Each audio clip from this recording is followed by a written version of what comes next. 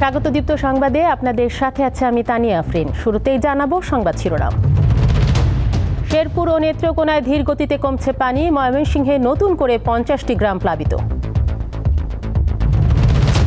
মহাষষ্ঠীর মধ্য দিয়ে কাল শুরু হচ্ছে শারদীয় দুর্গা উৎসব, আগামী বৃহস্পতিবারও সরকারি ছুটি। এবং সুন্দরবনে 6 বছরে 11টি বাঘ বেড়ে এখন বাঘের সংখ্যা 125টি, সচিবালয় জরিপের ফল প্রকাশ।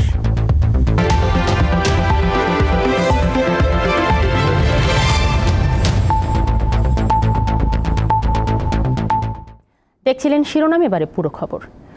শেরপুর ও নেত্রকোনায় ধীর গতিতে কমছে বন্যার পানি, তবে ময়মনসিংহের পরিস্থিতি অবনতি হয়েছে।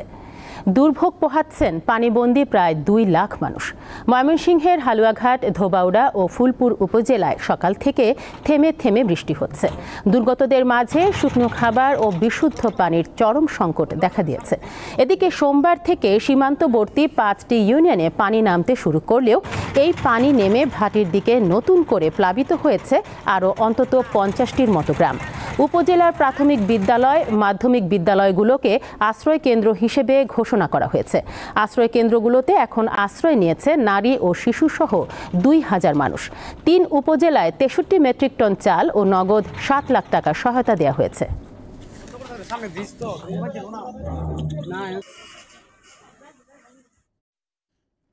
নেত্রকোনার বন্যার পরিস্থিতি জানাতে এই মুহূর্তে যুক্ত হচ্ছেন আমাদের সহকর্মী জিয়াউর রহমান। জিয়া, নেত্রকোনায় নদীর পানি কি এখনো বিপদসীমার ওপর দিয়ে বইছে? পাশাপাশি জানাবেন জেলায় ত্রাণ সহায়তা ঠিকমতো পৌঁছাচ্ছে কিনা।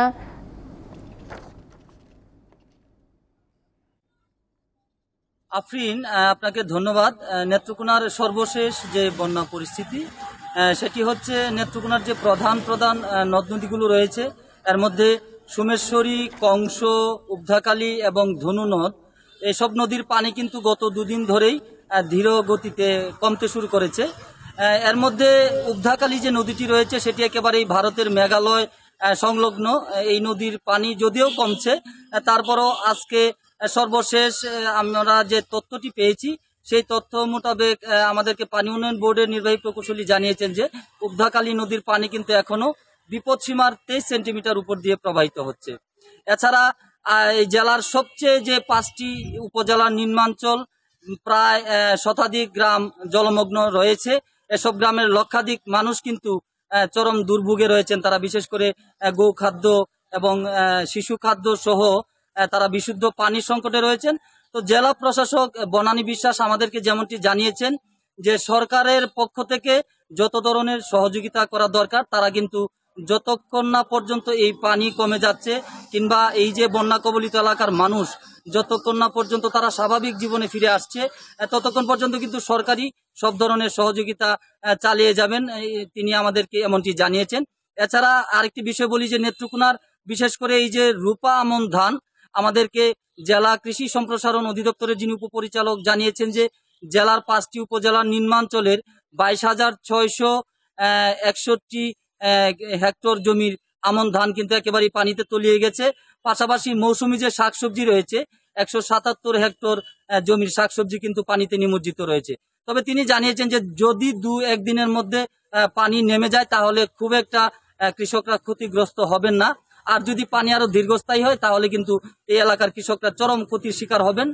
পাশাপাশি আরেকটি বিষয় আপনাদেরকে আমি বলে রাখি যে সাধারণ মানুষ যারা বিশেষ করে বাড়ি ঘরে বসত ঘরে পানি উঠে পড়েছে, বিভিন্ন শিক্ষা প্রতিষ্ঠানে পানি উঠে পড়েছে, 186টি স্কুল কিন্তু বন্ধ রয়েছে এবং অনেকেই তাদের আত্মীয় স্বজনের বাড়িতে সরকারি আশ্রয় কেন্দ্রে এবং দেখা গেছে যে গরু গবাদি পশু নিয়ে তারা কিন্তু উঁচু জায়গায় এবং ব্রিজে আশ্রয় নিয়েছেন, তারা মানবেতর জীবনযাপন করছেন।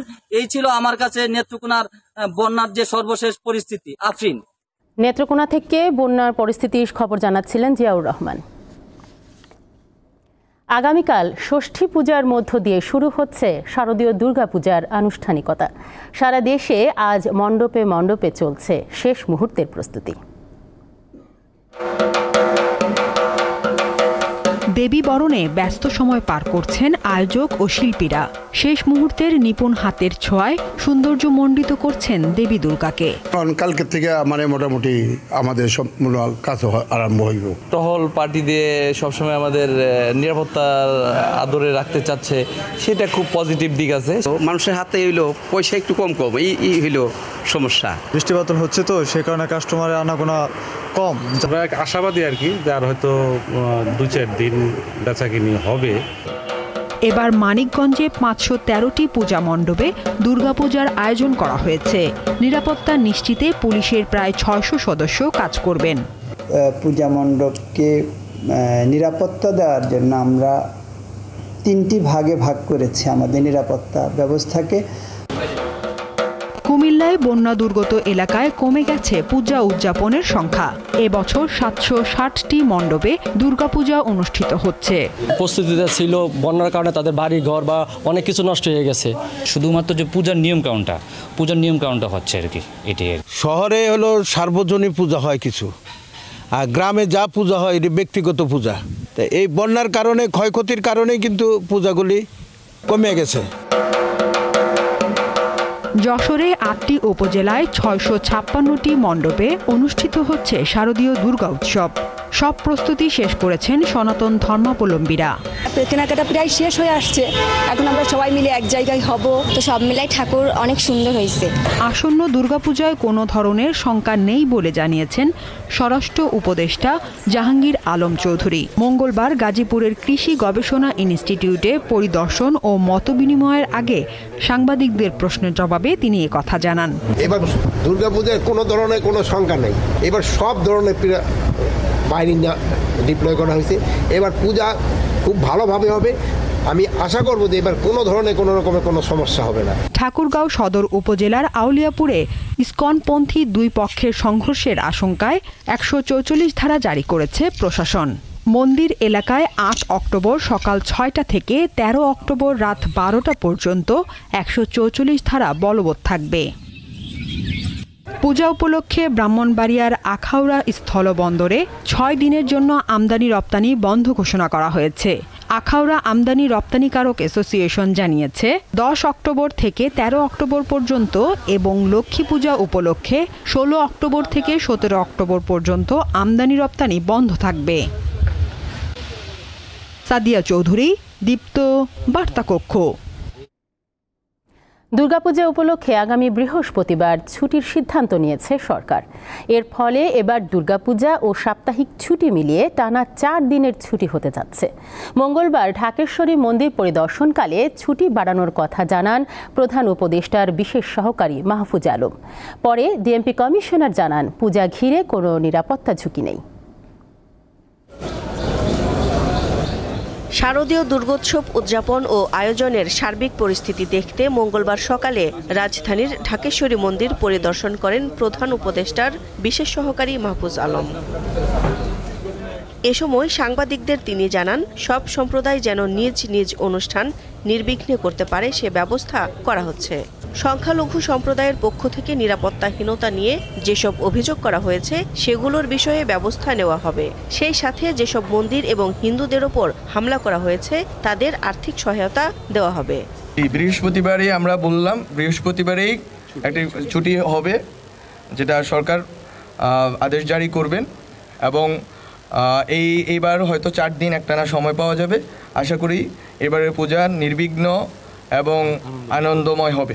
পরে ঢাকেশ্বরী মন্দির পরিদর্শন করেন ডিএমপি কমিশনার। পরিদর্শন শেষে তিনি জানান, দুর্গাপূজা ঘিরে নাশকতার কোনো শঙ্কা নেই। এক প্রশ্নের জবাবে তিনি বলেন, পুলিশের মনোবল ফিরতে শুরু করেছে। জুলাই আগস্টে পুলিশ সদস্য নিহতের ঘটনা তদন্তে আইনি প্রক্রিয়া শুরু হয়েছে। প্রতিটি পূজা মণ্ডপে প্রয়োজনীয় সংখ্যক আনসার বাহিনীর সদস্যগণ মোতায়েন থাকবেন ও দায়িত্ব পালন করবেন।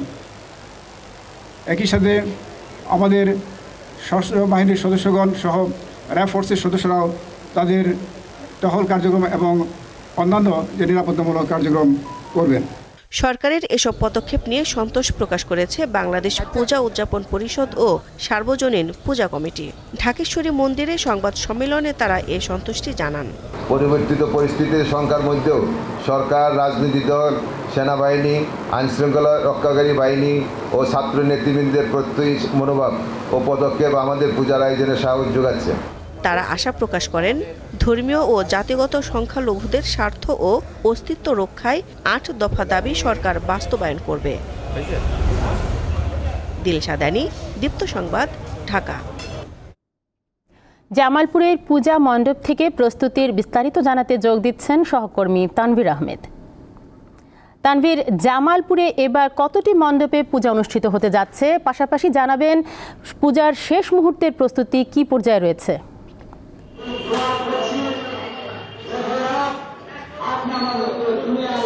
তানিয়া, যেমনটি বলছিলেন যে আসন্ন দুর্গাপূজা উপলক্ষে জামালপুরে প্রায় ১৮৯টি দুর্গা পূজার মণ্ডপ স্থাপন করা হচ্ছে এবং ব্যাপক আইন শৃঙ্খলার মধ্য দিয়ে আসলে এটি উদযাপিত হবে। পাশাপাশি আজকে আমরা দেখেছি প্রত্যেকটি মন্দিরে ঘুরেছি এবং যেখানে পূজা মণ্ডপ হবে সেখানে দেখেছি যে প্রায় শেষ পর্যায়ে ইতিমধ্যেই তারা পূজা মণ্ডপের কাছেই তারা তাদের নতুন যে দেবী দুর্গার যে মূর্তি সেটি রেখেছে এবং শুধু বাকি রয়েছে দেবী দুর্গার যে ত্রিশূলটি রয়েছে সেটি।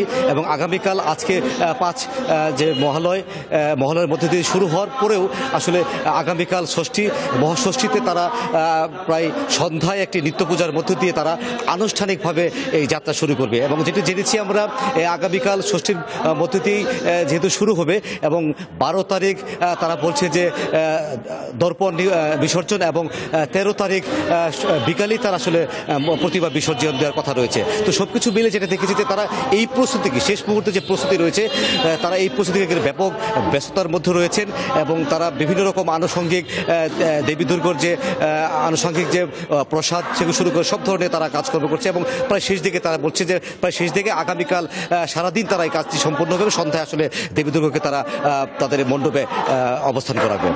তানিয়া, জামালপুর থেকে দুর্গাপূজার প্রস্তুতির খবর জানাচ্ছিলেন তানভীর আহমেদ।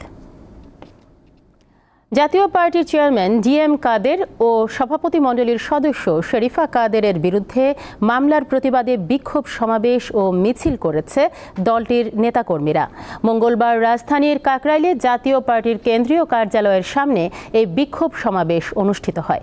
এ সময় দলটির নেতাকর্মীরা অভিযোগ করেন, জাতীয় পার্টির চেয়ারম্যান ও সভাপতি মণ্ডলীর সদস্যের বিরুদ্ধে করা মামলা মিথ্যা ও হয়রানিমূলক।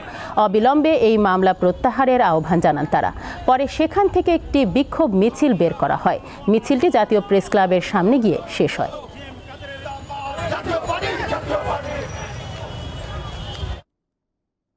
সুন্দরবনের বাংলাদেশ অংশে বাঘের সংখ্যা বেড়ে হয়েছে ১২৫টি।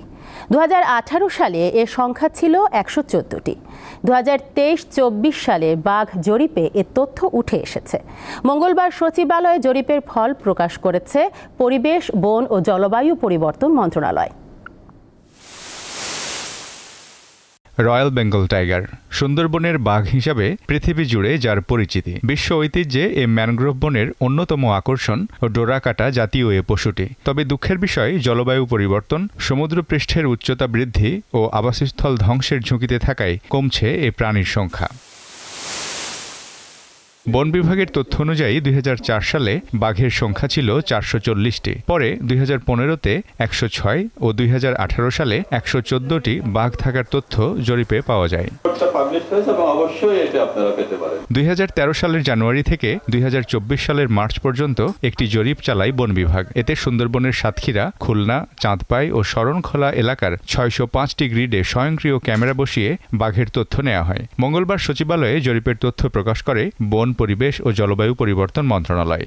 সার্বিক বিচার বিশ্লেষণে ২০২৩-২৪ সালে সুন্দরবনে পরিচালিত বাঘ জরিপে বাঘের সংখ্যা ১২৫টি পাওয়া যায় এবং প্রতি ১০০ বর্গ কিলোমিটার বনে বাঘের ঘনত্ব পাওয়া যায় ২.৬৪।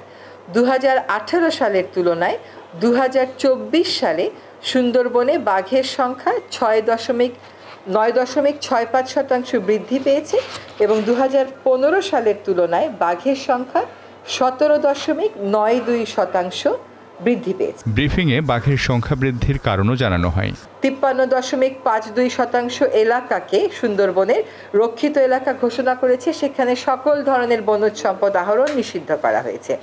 বাঘ মানুষের দ্বন্দ্ব এড়াতে চতুর্পাশে 60 কিলোমিটার দীর্ঘ নাইলনের ফেন্সিং তৈরি করা হচ্ছে। এক প্রশ্নের জবাবে উপদেষ্টা জানান, সুন্দরবনে রামপাল বিদ্যুৎ কেন্দ্রের হুমকি এখনো রয়েছে। এতে বায়ু দূষণের মাত্রা খতিয়ে দেখতে নিরপেক্ষ তদন্ত কমিটি করা হবে। বনের ভেতরে রিসোর্ট ব্যবসা অর্থাৎ পর্যটনকে একটা নিয়মের মধ্যেও আনা হবে। আমরা সুন্দরবনে পর্যটনটাকে কি করে একটা নিয়মের মধ্যে আনা যায় করে ফেলবো। মিজানুর রহমান, দীপ্ত সংবাদ, ঢাকা। এবারে কেওয়াই স্টিল চট্টগ্রাম সংবাদ।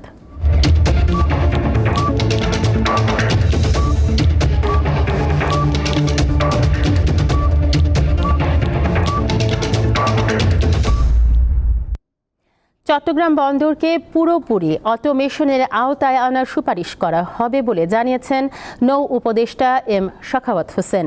চট্টগ্রামে 3 দিনের সফর শেষে দিনে আজ সকালে বে টার্মিনাল সহ বন্দরের অন্যান্য টার্মিনাল পরিদর্শন করেন নৌ উপদেষ্টা। এ সময় তিনি বন্দরের বিভিন্ন চলমান প্রকল্প ঘুরে দেখেন। পরিদর্শন শেষে সাংবাদিকদের তিনি বলেন, সকলের সহযোগিতা নিয়ে বন্দরকে গতিশীল করা হবে। সকল দুর্নীতির খবর তার কাছে আছে দাবি করে নৌ উপদেষ্টা বলেন, তদন্ত করে দোষীদের বিচারের আওতায় আনা হবে।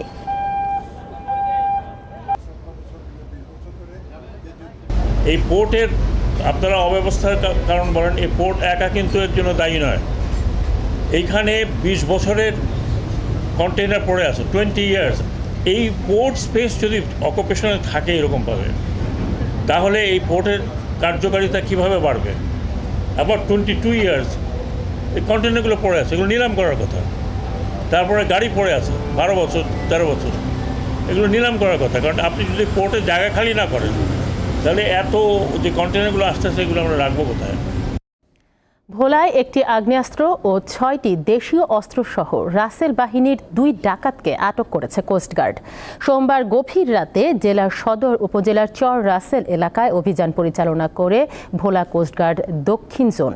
দুপুরে ব্রিফিংয়ে কোস্টগার্ড জানায়, বেশ কিছুদিন ধরে ভোলা জেলার সদর উপজেলার ইলিশা এলাকার মেঘনা নদী এবং তৎসংলগ্ন চরে কুখ্যাত রাসেল বাহিনীর সক্রিয় সদস্য মোফাজ্জল ও আব্দুল বাতেন স্থানীয় জনগণ ও জেলেদের জিম্মি করে চাঁদাবাজি, জমি দখল ও বিভিন্ন অপকর্ম করে আসছিল।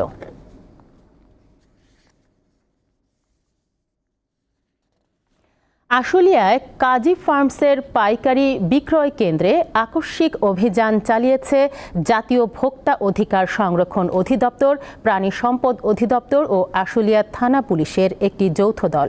সোমবার বিকেল 3:30টায় এ অভিযান চালানো হয়। অভিযান পরিচালনাকারীরা বিক্রয় কেন্দ্রের সার্বিক কার্যক্রম ও বিক্রয়ের রেকর্ড পরীক্ষা করেন এবং কাজী ফার্মসের বিক্রয় প্রতিনিধিদের সাথে কথা বলেন। তারা দেখেছেন কাজী ফার্মস সরকার ঘোষিত সর্বোচ্চ দামের মধ্যেই ডিম বিক্রি করছে। অভিযান পরিচালনাকারীরা কোনো অনিয়ম বা অনৈতিক কার্যক্রমের প্রমাণ পায়নি। আশুলিয়া পাইকারি বিক্রয় কেন্দ্রে প্রতিদিন 4 লাখ ডিম আসে, যা একই দিনে বিক্রি হয়ে যায়। সাম্প্রতিক সময়ে বিভিন্ন মহল কাজী ফার্মসের বিরুদ্ধে ডিম সিন্ডিকেট গড়ার অভিযোগ তোলে। শুরু থেকে কাজী ফার্মস এবং অন্যান্য ডিম উৎপাদনকারী প্রতিষ্ঠান দৃঢ়ভাবে এই অভিযোগ অস্বীকার করে আসছে। পরে কোনো প্রকার জরিমানা নির্ধারণ ছাড়াই অভিযান শেষ করে ভোক্তা অধিকার ও প্রাণী সম্পদ অধিদপ্তর এবং আশুলিয়া থানা পুলিশের যৌথ দল। কাজী ফার্মের যিনি এখানে দায়িত্বরত রিজিওনাল ম্যানেজার সাহেব রয়েছেন, ওনার কাছ থেকে আমরা তথ্য চেয়েছি যে 1 তারিখ থেকে 7 তারিখ পর্যন্ত কার কাছে কী পরিমাণ ডিম এবং কী রেটে বিক্রি করা হয়েছে যাবতীয় তথ্য উনি আমাদেরকে সরবরাহ করেছেন। যদিও তার তথ্যে লেখা ছিল 11 টাকা 1 পয়সা পাইকারি রেটে বিক্রি করেছেন। আমরা এইগুলো এখন ভেরিফাই করে দেখব। 8 বছর শেষে 9 পদার্পণ করল দীপ্ত টিভির ডে কেয়ার সেন্টার। মঙ্গলবার সকালে ডে কেয়ার সেন্টারে কেক কেটে দিনটি উদযাপন করা হয়। এ সময় দীপ্ত টিভির সকল বিভাগের ঊর্ধ্বতন কর্মকর্তারা উপস্থিত ছিলেন। শিশু সন্তানদের নিরাপদ ও সুন্দর পরিবেশে রেখে নিশ্চিন্তে কাজ করতে পারায় আনন্দিত দীপ্ত টিভির কর্মীরা। খেলাধুলা, ঘুম, খাওয়া দাওয়া ও লেখাপড়া সহ শিশুদের সার্বিক যত্ন নেন ডে কেয়ার সেন্টারের প্রশিক্ষণপ্রাপ্ত কর্মীরা। আগামী প্রজন্ম সুন্দর ও সুস্থ পরিবেশে বেড়ে উঠবে, এমনটি প্রত্যাশা করেন তারা।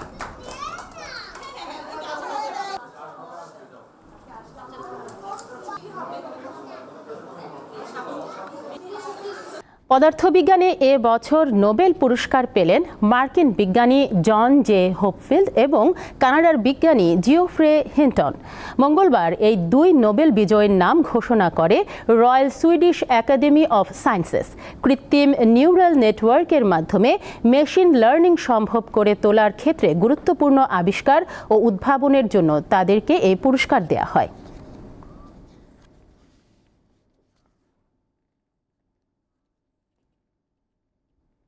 খেলার খবর।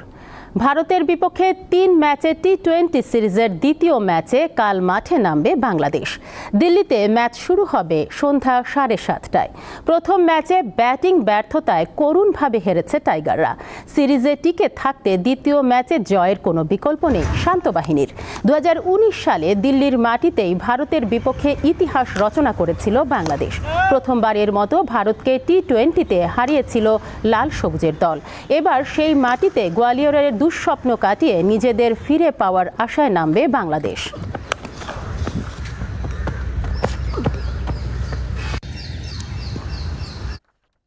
শেষ করব দীপ্ত সংবাদ, তবে যাবার আগে সংবাদ শিরোনামগুলো জানাবো আরও একবার। শেরপুর ও নেত্রকোনায় ধীর গতিতে কমছে বন্যার পানি। ময়মনসিংহে নতুন করে 50টি গ্রাম প্লাবিত। মহাষষ্ঠীর মধ্য দিয়ে কাল শুরু হচ্ছে শারদীয় দুর্গোৎসব। আগামী বৃহস্পতিবারও সরকারি ছুটি। এবং সুন্দরবনে 6 বছরে 11টি বাঘ বেড়ে এখন বাঘের সংখ্যা 125টি। সচিবালয়ে জরিপের ফল প্রকাশ। এ ছিল এখনকার মতো। আমাদের পরবর্তী সংবাদ সন্ধ্যা 6:50 দর্শক আরও তথ্য ও বিনোদনের খবর পেতে যুক্ত থাকুন দীপ্ত ডিজিটাল প্ল্যাটফর্মগুলোতে। ধন্যবাদ সবাইকে।